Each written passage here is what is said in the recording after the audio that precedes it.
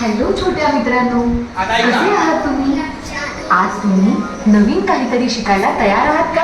कोण छोटे बोला, कोण छोटे आहे, कोण मोठे आहे? आज आपण कोण छोटे आहे कोण मोठे आहे कोण हे मोठे आहे? शिकणार आहोत.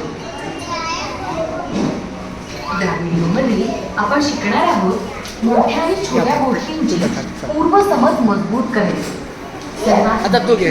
आणि सर्वात छोटी वस्तू ओळखणे. चला तू बदल, थोडं दुसरं बदल. चटर पटर माझ्याजवळ एक सफरचंद आणि एक लिची आहे. सांगा कोणाला काय खायचे आहे? काय काय हे सफरचंद मी खाणार. नाही, सफरचंद मला पाहिजे. मला चिंच लागली आहे. सफरचंद तर मीच खाणार. क्या बात आहे.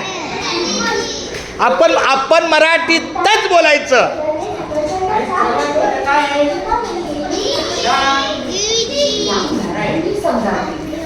या सफरचंद व लिचीच्या आकाराकडे नीट बघा. यांचे आकार एकसारखे आहेत का? नाही ना. सफरचंद आकाराने मोठे आहे आणि